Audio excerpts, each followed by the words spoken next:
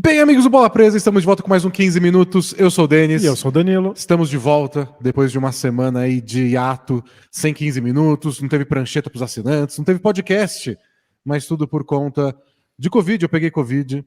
Danilo... Covid não, protocolo de saúde e segurança, Exato. Já que a gente usa aí a terminologia da NBA. Danilo se livrou. Teve uns sintomas aí só para alimentar a indústria do teste. Só para dar uma assustada, provavelmente eu tive uma crise alérgica. Mas finalmente agora estou livre, a gente pode voltar a gravar. Tá entrando um pouco mais tarde esse vídeo do que o normal, mas é porque tive que ter a segurança de não teste negativo, mas estamos firmes e fortes. Isso, estamos aqui de volta. E é claro que a gente parou um pouquinho, mas a NBA não para nunca. Então não só tivemos muitos jogos, mas também assuntos muito importantes para esse começo de temporada. Inclusive tivemos a nossa newsletter, que a gente manda para os nossos assinantes aí todas as segundas-feiras. Então não teve conteúdo novo, mas teve a newsletter lá com sugestões não só de jogos para assistir essa semana, mas também as suas sugestões para mim de guias para a Copa do Mundo. Porque tem a Copa do Mundo acontecendo também. Então a gente vai ter que lidar por um tempo com NBA e Copa simultaneamente. E essa é nova pra gente, hein? Quinta-feira tem gravação do podcast, mas a gente vai mudar o horário, porque contém a estreia do Brasil, né? Vai ter que ser depois do jogo do Brasil. Isso, tem que ser depois, aí a gente vem celebrar ou chorar aqui juntos. Se você quiser, você pode ver o jogo lá em casa, celebra, come petiscos, depois a gente vem gravar. Perfeito. Bom, mas hoje, 15 minutos, vocês sabem, a gente pega um tema sugerido por um assinante nosso lá no nosso grupo de apoiadores, Assine Bola Presa, e discute aqui. E 2 semanas atrás tinham sugerido pra gente falar sobre a quantidade surreal de jogadores com mais de 30 pontos de média na temporada. Nossa reação inicial foi: espera um pouco, vamos ver se sustenta. É a reação de todo comentarista esportivo, que é torcedores, calma. Vamos ver se isso é uma tendência de fato, porque ainda muito comecinho, a temporada tinha acabado de engatinhar, né? Mas aí passou mais 2 semanas, já tem um mês aí de temporada e tem mais gente ainda com 30 pontos ou mais. Ninguém parece que tá pisando no freio. E começa a ficar cada vez mais difícil ter 30 pontos ou mais com mais jogos rolando, Exato. Né? Então, esse é o assunto de hoje. Por que tantos jogadores estão com médias de mais de 30 pontos? O quanto isso é raro? E a gente tem uma explicação para isso ou não? Não garanto nada. Sei que a gente tem 15 minutos para falar sobre isso. A única coisa que a gente garante é que a gente vai falar isso por só 15 minutinhos. Nunca mais nem nunca menos. Assim que eu virar essa ampulheta e não deixar ela cair enquanto eu coloco ela de volta no suporte. Não, vai cair. Perfeito. Agora sim, quase morri do coração. Pra cá, pra ficar... Caiu. Não caiu. Agora tem que deixar aqui. Boa. Pra cair o restinho. Agora sim. Aê. Boa. Não tem tenso em casa. Nunca deu um problema. Valendo? Valendo? Sem risco nenhum. Bom, quem tá com mais de 30 pontos por jogo? Luka Doncic é o sextinho da temporada, com 33,5. Embiid, Curry, Shai Gilgeous-Alexander, Kevin Durant, Jason Tatum e Giannis Antetokounmpo. E o Donovan Mitchell tá com 29,8. Então, um jogo bom aí do Donovan Mitchell, ele entra nessa lista e a gente fica com 8 jogadores com 30 pontos ou mais de média na temporada. Isso, aí é o primeiro passo a gente entender quão surreal é isso, quão fora de série, fora da curva é que isso aconteça, né? Eu tenho uma lista aqui com todas as vezes que isso aconteceu. Boa. Então tá aqui, todos os anos, na história da NBA, desde 1947, quantas vezes por temporada a gente teve jogadores terminando o ano com 30 pontos ou mais. De 47 até 59, ninguém. E aí em 60, o Will Chamberlain conseguiu, junto com o Jack Twyman. E aí foram só eles dois. Em 61, é o Jim Baylor e o Oscar Robertson também. E aí 62 é o ano das estatísticas bizarras. É o ano em que o ataque finalmente explodiu na NBA? É o ano que o Oscar Robertson teve média de triple-double. Você quer uma estatística esquisita para a história da NBA? Tá em 62. Isso foi quando o ritmo da NBA, o número de posses de bola por partida, foi lá para a estratosfera, né? E mesmo assim, nos anos seguintes também continuou para a estratosfera, mas não teve uma coleção de estatísticas estranhas como essa temporada. Foi a temporada que o Will Chamberlain teve média de 50 pontos por jogo. Então ele, o Walt Bellamy, o Bob Petit, o Jerry West, o Oscar Robertson, 5 jogadores com média de 30 pontos ou mais. É isso. Esse é o recorde. De lá até hoje, nunca a gente passou de 3. Uau! E foi raro também, ó. 75 foram 3 jogadores, depois 82, e aí nada. É o Jordan uma vez, Jordan Dominic Wilkins, Jordan Malone, Saul Jordan. Muitos anos em que isso nunca acontece, em que a gente não teve nenhum jogador com mais de 30 pontos. E aí vai repetir 3 em 2006, quando Kobe Bryant, o Allen Iverson e o LeBron James, os 3 passam dos 30, e aí depois até 2010 é sempre um jogador por ano, e de 2011 para cá, 11, 12, 13, ninguém chegou em 30 pontos. Depois em 14 o Durant, 15 ninguém, 16 o Curry, 17 o Westbrook, 18, 19 o Harden, e aí em 2020 de novo a gente tem um trio com Harden, Bradley Beal e Damian Lillard. E ano passado foi só o Embiid. O Antetokounmpo ficou com 29,9. Olha só. E aí a professora não arredondou, não tem o que fazer. Infelizmente, vai ter que ficar de recuperação. Então, pra gente ver, primeiro, pra gente começar essa conversa, quão raro que aconteça mais do que 3 jogadores terem 30 pontos por jogo. É raro até que exista 3 já é um absurdo. Estamos falando aqui de 7, 8 jogadores flertando com 30 pontos por partida. Então, pode ser que esses números não se mantenham. Estamos cientes que ainda começou a temporada, mas alguma coisa fora do lugar está acontecendo. Não é normal também que no primeiro mês de temporada tem uns 7 jogadores assim. Então isso já vale um alerta. E tem isso. Estatisticamente, a tendência da NBA é melhorar ofensivamente mês a mês. Em geral, o aproveitamento dos arremessos, a quantidade de pontos marcados por jogo, vai subindo conforme a temporada vai evoluindo. Os jogadores vão entrando em forma, vão calibrando a pontaria. Os times vão se entrosando, não só individual, mas a parte coletiva muitas vezes também deslancha ao longo da temporada. E por isso que é assustador ver que já estejam deslanchados logo de cara, porque a tendência é que melhore, né? Então no último podcast que a gente gravou, que não foi semana passada, o Danilo falou até sobre números ofensivos muito altos que estavam chamando a atenção. E na temporada passada, a gente gravou um 15 minutos também no comecinho do ano para falar sobre as defesas.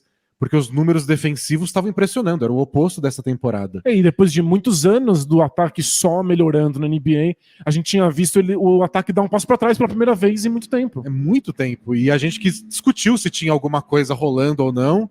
E o que aconteceu depois daquilo foi que, mês a mês, a média de pontos por jogo da NBA foi aumentando. Então, no primeiro mês da temporada passada foi 107,4, depois foi para 107,2, ficou meio parecido. Aí 109, 110, 112, 113, acabou. O último mês da temporada teve 115,7 pontos por jogo por time a cada partida. Nessa temporada, os primeiros 30 dias, já está com 112, já é o número de fevereiro.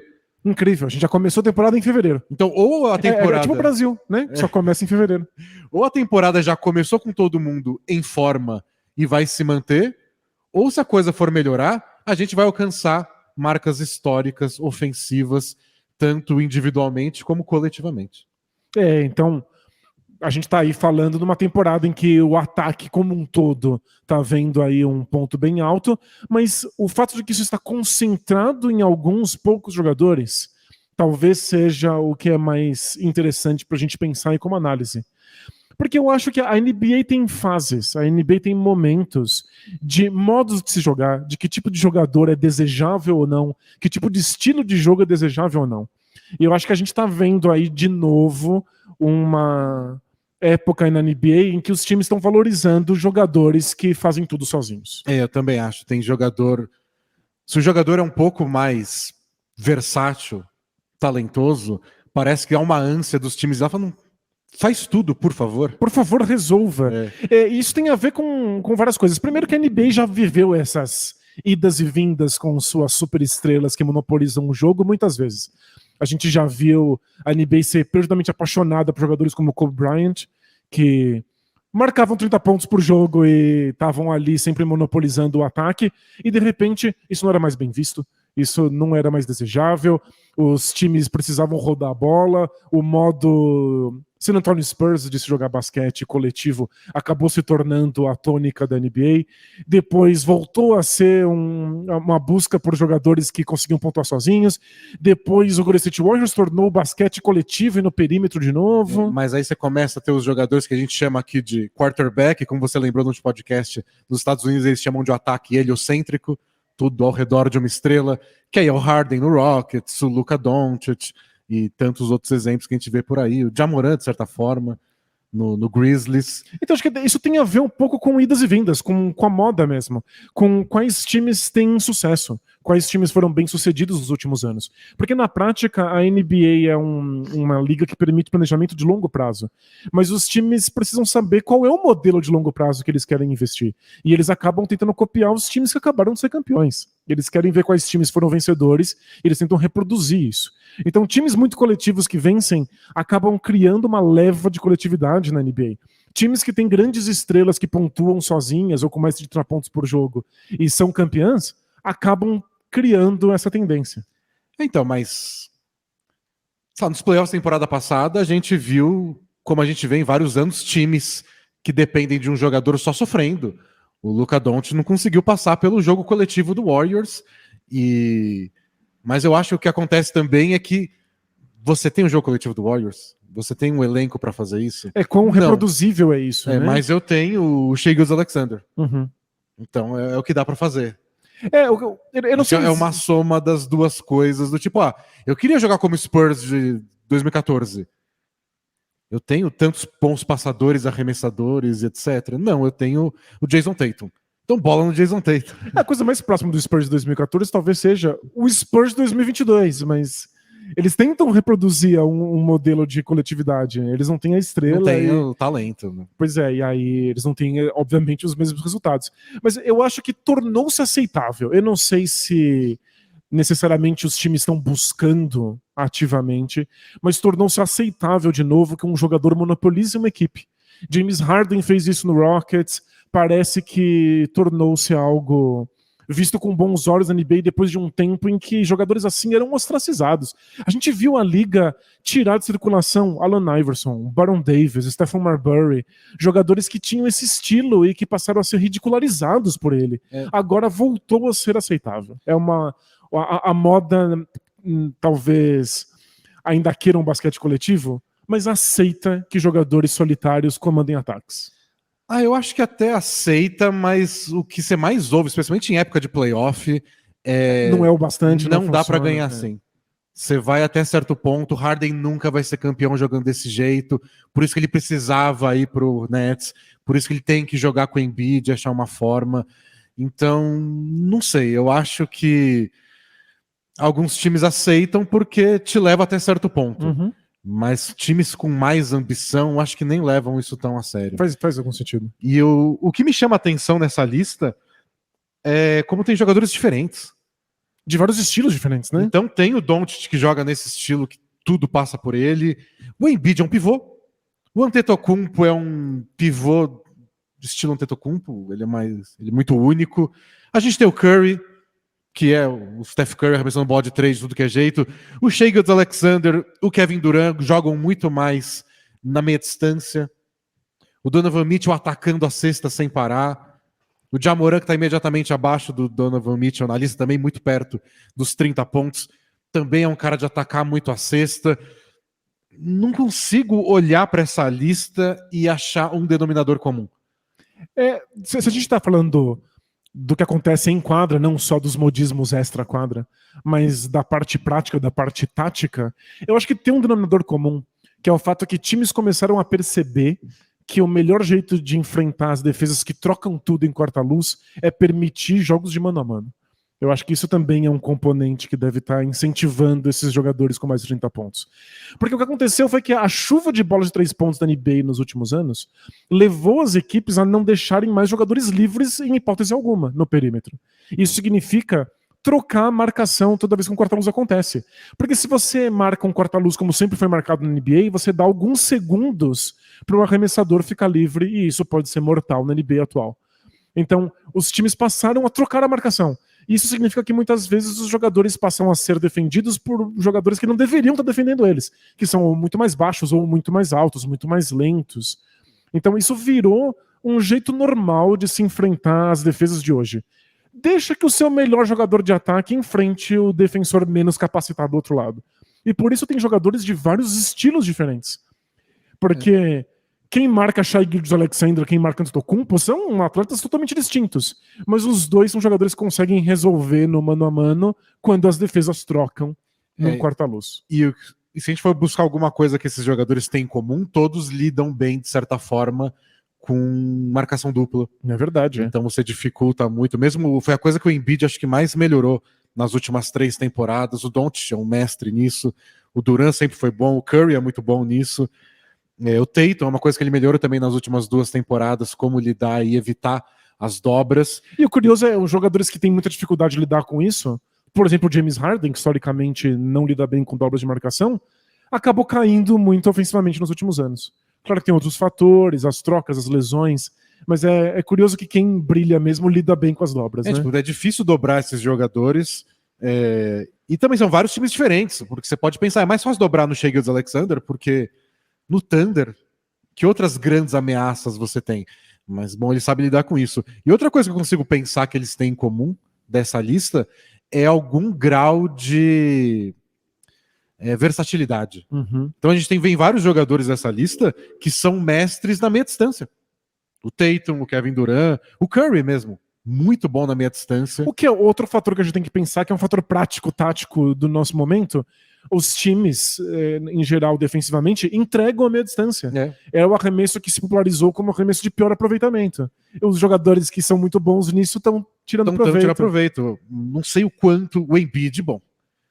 O Embiid virou o cestinha da NBA na temporada passada, quando ele virou o mestre da meia distância. Uhum. Quando ele descobriu isso, e agora ele mais joga de frente para a cesta arremessão de meia distância do que de costas. Aliás, ele virou o cestinha da NBA. Eu estava vendo uma análise muito divertida de qual é o perfil de arremesso do Embiid. E procurando jogadores da história da NBA que pareçam mais com ele. Sabe quem mais se aproxima? Michael Jordan. Ele dá os mesmos tipos de arremesso do Jordan. Jumperzinho curto de meia distância. Exato, arremesso de meia distância virando por cima do ombro ou nas fintas para esses arremessos, espaços para atacar a cesta e pontuar.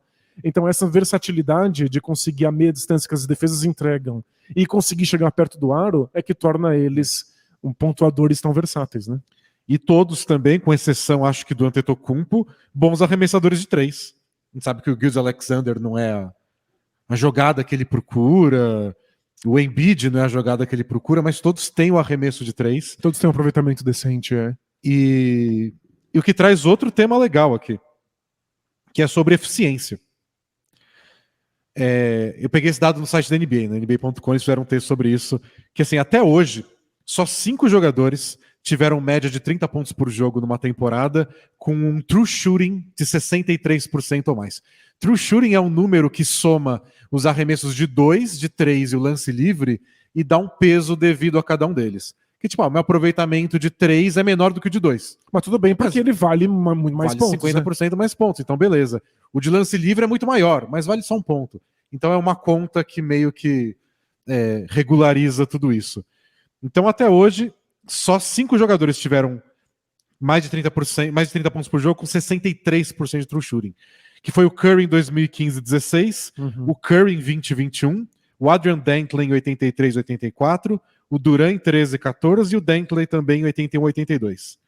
Nessa temporada, da lista inteira que a gente mostrou, é todo mundo, menos o Antetokounmpo. Todo mundo. O Antetokounmpo acaba... É só o Antetokounmpo parar de arremessar de 3 que ele entra também. Ele toma esse baque da linha de 3 pontos e também um pouquinho da linha de lance livre. Todo mundo. Uma coisa que foi feita 5 vezes na história, hoje tem 7 malucos fazendo. E se você pegar o número de pontos por posse de bola, então pontos por posse que esse jogador arremessou, o Curry tá tendo a temporada mais eficiente da história da NBA. Uau! 1,46 pontos por posse de bola, superando o Jordan de 90 a 91. E o Jordan de 95 a 96 estão empatados em primeiro. Olha só. E em todo o top 25 da história tá o Curry desse ano, em primeiro, né? O Tatum desse ano, o Donovan Mitchell desse ano, o Shai Gilgeous-Alexander desse ano e o Kevin Durant desse ano. Inacreditável. Então, alguma coisa histórica está acontecendo. Tá acontecendo. Eu não sei se vai durar o ano inteiro, mas que tá esquisito de um jeito muito impressionante, tá. E a gente falou como as defesas na temporada passada estavam se ajustando, como elas estão tentando tirar as bolas de 3 pontos, como alguns times estão se focando inteiramente em parar as bandejas. As defesas agora estão mais versáteis, elas estão tomando decisões. Elas estão tentando tirar alguns perfis de arremesso. Jogadores muito versáteis estão se aproveitando das brechas dos pontos falhos dessas defesas. E estão pontuando com uma porcentagem, um tipo de aproveitamento que a gente nunca tinha visto antes. São jogadores muito bons, muito talentosos, muito versáteis, que arremessam de 3 de meia distância, de bandeja, de lance livre, tudo, vivendo num ano onde os ataques, por algum motivo, que a gente ainda está tentando desvendar, começaram bem muito cedo. Pois é. E talvez seja a tendência. Na temporada passada, as 5 melhores campanhas da NBA foram as 5 melhores defesas também. Nesse ano, por enquanto, das 5 melhores campanhas, 4 times estão entre os 6 melhores ataques. As defesas não estão conseguindo brilhar tanto. Então, ser uma boa defesa esse ano não está sendo garantia de uma boa campanha nesse primeiro mês. Ser um ataque não é uma garantia perfeita, mas está deixando bem na fita. Isso. É tipo a nossa ampulheta, que não é uma garantia de que a gente vai parar de falar quando ela termina, né? Mas acabou. Acabou. Então... Mas a gente tem aí uma tendência muito interessante para o começo de temporada. A gente vai tentar ver se ela se mantém. Mas, de fato, uma conjunção de fatores está criando um espetáculo ofensivo. Jogadores agora podem ser monopolizadores do ataque. Eles são muito competentes e completos e versáteis para isso. Eles estão se aproveitando de brechas defensivas. E vai ser muito legal se a gente chegar numa fim de temporada com tantos jogadores jogando nesse nível, né? O assunto vai ficar guardadinho, porque se esses números começarem a continuarem assim por muito tempo, vai ser uma temporada histórica. Veremos. Vai ser legal de acompanhar. E é impressionante. Aproveitem enquanto tá rolando, porque é só show. E deu 15 minutos, gente. É isso. A gente se vê quinta-feira aqui na gravação do podcast, depois de mais uma vitória da seleção brasileira. Você tá secando? Jogou a maldição bola presa pra cima da seleção brasileira, que sequer precisa de maldição. Ela já tem maldição o suficiente. Mas... Vou entrar na KTO, meter lá um 3-0 Brasil. Isso, boa. Quantos gols do Pombo, Danilo? Do Pombo? Quem é o Pombo? O Richarlison. O Richarlison. Você tinha me explicado que o Richarlison imita um pombo. Eu tô tentando me ajustar a essa realidade. E para saber quando a gente entra no ar na quinta-feira para gravar o podcast, aperta o sininho aí para ser notificado. E se você não está aqui no YouTube, ou se você não é de YouTube, segue a gente nas redes sociais, lá no Twitter e no Instagram. A gente avisa assim que a gente for entrar no ar. Boa. Até mais, pessoal. Tchau. Tchau, tchau!